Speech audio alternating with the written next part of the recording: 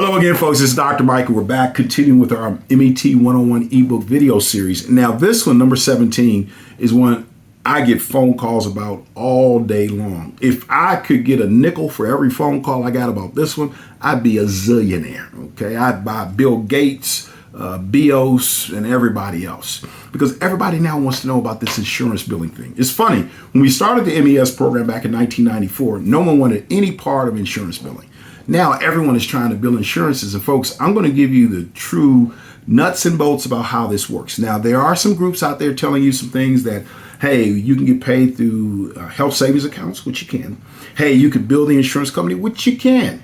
The issue is, will you get payment, and will you be able to retain payment? And eventually down the road, will they come back and now audit you and say, hey, what did you do? Because I tell you something, folks, insurance carriers, they want to know where their money went. They want to know what was done with their money. And in many instances, you have to cross all the T's and dot all the I's to make sure you get and keep that money.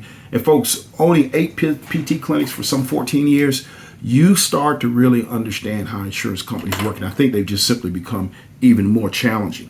So number 17, what services can I bill to an insurance carrier as a medical exercise training professional? So this is one I think is going to be a little long, so sit back, relax. You may want to ask a bunch of questions, so you can email me at drmike@postrehab.com.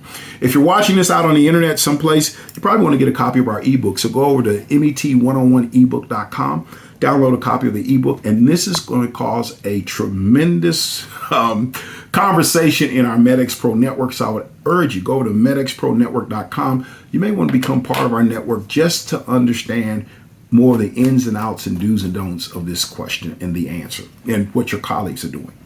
So this is an excellent question. Throughout North America, more of our MESs, or medical exercise specialists, are obtaining insurance reimbursement for MET services. Now, they're not trying to obtain these services to take the place of the physical therapist or the chiropractor or the physician. So for the PTs out there, I understand where you're coming from. I'm one.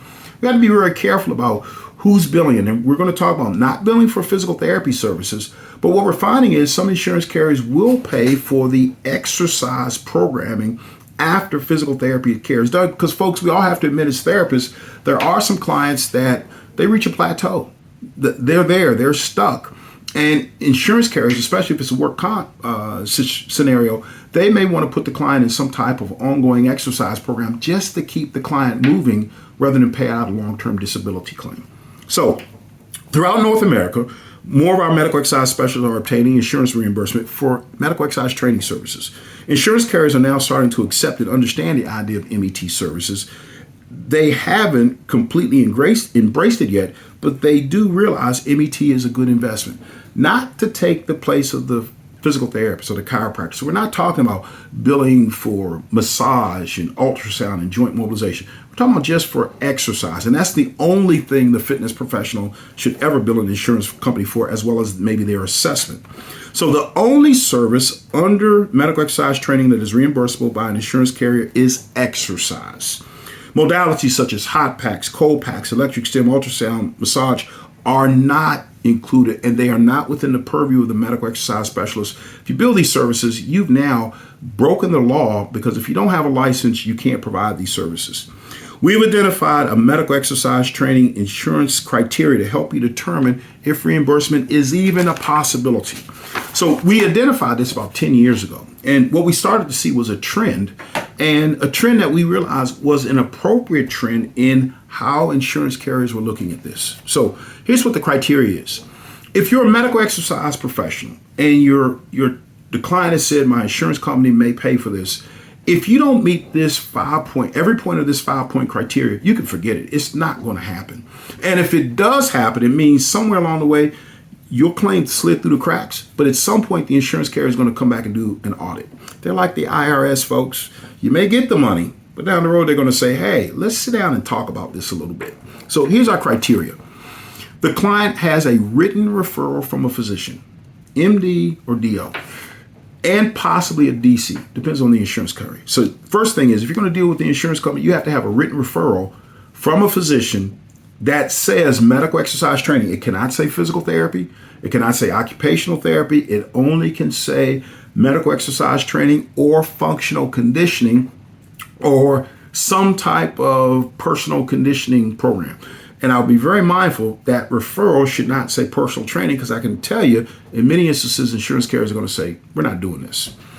Number 2, the client has received the maximal benefit from physical therapy and chiropractic services. Now, folks, if the insurance company says, hey, we're not going to send you to physical therapy, we're going to send you over to see a medical exercise specialist after your surgery, the insurance carrier now has put themselves in a very serious situation to deal with liability, because after you've had surgery, now you go over and see this medical exercise specialist and you develop an infection. Whose neck is that on? That's on the insurance company's neck.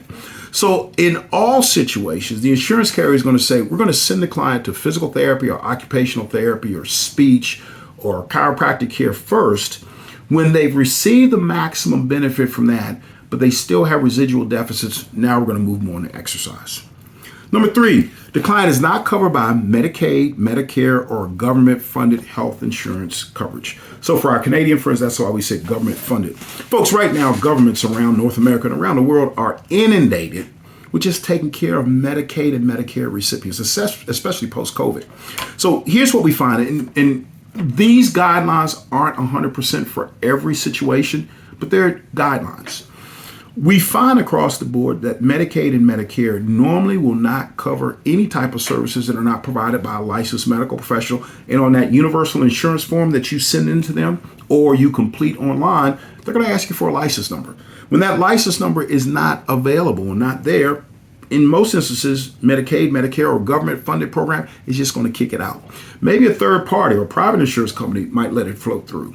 And we're not saying this to circumvent the insurance company, but to give you a realistic understanding of what's going on out there. You cannot circumvent the insurance carrier or Medicaid or Medicare. They're going to ask you for this stuff. You might get through. You might get a check, but eventually they're going to come back and audit you and ask for their money back if you can't produce a license, especially if you're dealing with a Medicaid, Medicare client. Now, I've had people tell me, well, my certification is my license number. Really? No, your certification is not a license number. For Medicaid and Medicare, they're going to require a licensed medical practitioner to provide that service. Number 4, the client has sustained a severe injury enough requiring surgery, long-term limitations, So this isn't a client that just strained their hamstring a couple of days ago, and now they say, well, I want to come in and you're going to stretch it for me. Now, maybe their health savings account might pay for that, but as far as medical exercise training billed directly to the insurance carrier, they're probably going to say no, because they want that client to see the physician, the physical therapist, the chiropractor to get the care necessary in the acute and subacute stages. So this is, again, where we go back to the client has received the maximum benefit from physical therapy services or occupational therapy or other services. And then lastly, the client has residual functional deficits that limit function. Folks, if the client is fully functional, why should the insurance company pay for it? Somewhere along the line when they left physical therapy or chiropractic care, there was some documentation that they had a limitation, but they didn't need more therapy or chiropractic services. They just needed exercise. Now, if the client meets these 5 criteria, it significantly increases the possibility of obtaining insurance reimbursement. It is important to obtain pre-authorization from the insurance company before beginning any MET services. Pre-authorization means you've outlined the program and the insurance company has agreed to reimburse you for the services. The pre-authorization is essential in seeking reimbursement for MET services, and we'll talk about that in a later section. But folks, a lot of people are telling you just bill the insurance companies. It's not that easy. And for medical professionals that are doing this all day, every day, it's not that easy. So pay attention. Look at this criteria. If the client doesn't meet all the criteria, you're going to have a hard time. Doesn't mean it's impossible, but you're going to have a hard time dealing with the insurance company. And we put that out there so you'll have a realistic understanding of how this works. Insurance carriers aren't in the process or in the habit of giving away money. And just simply because it's Big Brother, you don't see them, you could just bill them, doesn't mean that you're going to get paid. And if you do get paid, they're going to ask you to prove what you've done. Some type of documentation that shows the client did this and they improved. So please come back and join us again. But I guarantee this is going to cause a lot of conversation over in the MedX Pro Network. You might want to join. All the best. Come back and see us for tip 18.